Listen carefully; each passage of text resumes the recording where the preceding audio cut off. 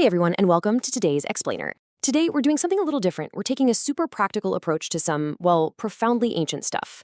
Think of this explainer as your step-by-step instruction manual. It's a study guide designed to take these really deep, esoteric, Kabbalistic concepts and translate them into a literal, everyday operating system for structuring chaos. Specifically, we're zooming in on the Sephirah known as Binah. And if you're new to this, just think of a Sephirah as a specific node, or like a sphere of energy on the Kabbalistic tree of life. So if you've ever felt totally overwhelmed by raw ideas and you just need to know how to turn them into concrete reality, you are absolutely in the right place. Let's get into it. To satisfy Binah's absolute love for predictable structure, here's our manual for today. We're going to start with the cosmic map, move into symbols and archetypes, and then explore energy density. After that, we'll introduce the four architects, break down some practical systematization, and finally, wrap things up with mindfulness and energy.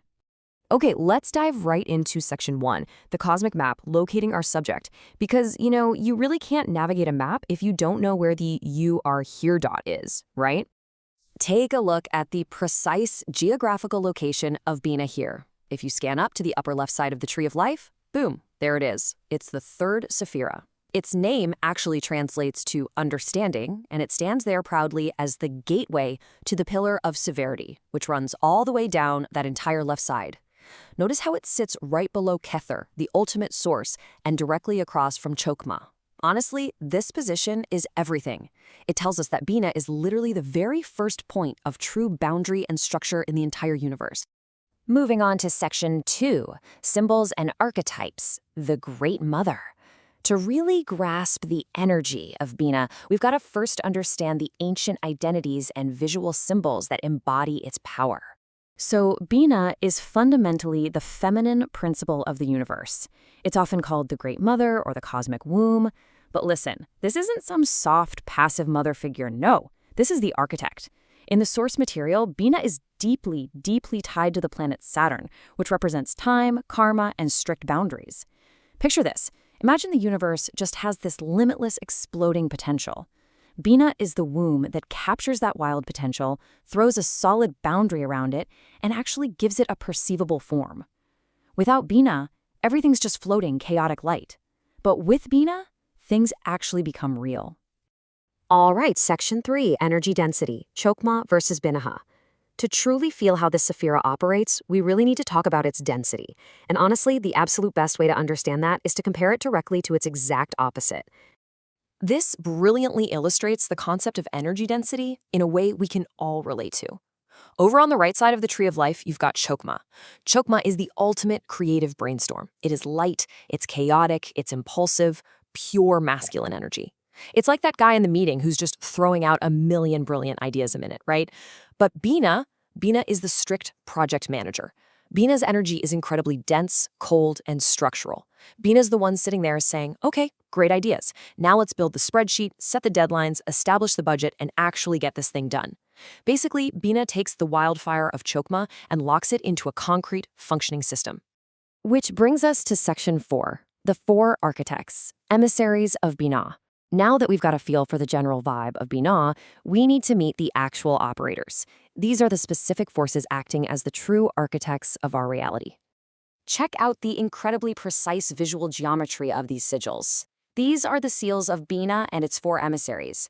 Now, the text actually refers to these entities by the title of immortals. And why is that? Well, because they build structures that are deliberately meant to outlast their creators.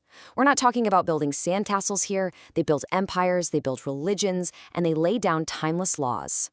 Let's break down these four immortals and see exactly what they do. First up, we have Bigoy, the architect of strategy and foundation. Bigoy takes that raw idea we talked about and uses pure, cold intellect to build a massive, immortal structure around it. Next is Yabvoy. See, when a structure gets a little too rigid or maybe a leader starts burning out, Yabvoy steps in to bring back meaning and joy. This keeps the whole system from just dying of stagnation. Then we've got Niha, the great accelerator. Niha is all about speed and materialization. It instantly crystallizes willpower into dense matter, just bulldozing through old obstacles. And finally, there's Hadhav, the balancer. Hadhav acts as this strict karmic regulator, destroying the illusion that we have hypercontrol and establishing a totally fair energy exchange, so the system doesn't just collapse under its own weight. Working together, they form this flawless mechanism to turn spirit into solid, eternal matter. Okay, Section 5, Practical Systematization, Everyday Architecture. We've talked a lot about the cosmos and these immortal entities, but how does this actually help you on, say, a random Tuesday morning? Let's shift gears entirely to application and look at some everyday work tasks. So here is your everyday exercise for tuning in to the energy of Binah. Whenever you're feeling totally overwhelmed by some chaotic project, I want you to literally become the architect using this simple 3-step framework. Step 1. Stop the chaos. Just end the Chokma brainstorm phase right there. No more new ideas. Done. Step 2. Create the container. Go open a blank document or a spreadsheet. You have to give the chaos a physical boundary. And Step 3. Set the karma. Establish strict rules, unbending deadlines, and totally clear responsibilities. By doing this, you are actively channeling the Great Mother. You're pulling that pure, floating potential straight down into the material world. And finally, Section 6, Mindfulness and Energy, Sovereign Power. Look, operating like a project manager is great and all, but to truly align with Binah, we have to look at how this develops deep mindfulness and long-term sovereign power. I want to read this profound distillation straight from the source text because, wow, it carries some incredible gravity. Quote, "True immortality is not a random gift. It is forged by sovereign will, the discipline to abandon illusions, and the precise materialization of divine design into forms that conquer time." End quote. I mean, think about that. Binah absolutely does not tolerate a victim mentality. It demands absolute, 100% responsibility.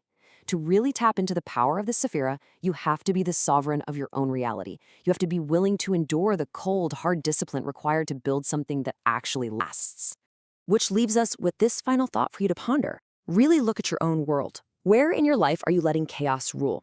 Where are you just stuck in this endless brainstorm, lacking the actual discipline to create form? So what structure are you going to build today using the strict, eternal architecture of Binah? Take the tools from this guide, step fully into the role of the architect, and start giving actual shape to your universe. Thanks so much for joining me on this explainer. Focus learners, now go get out there and build something eternal.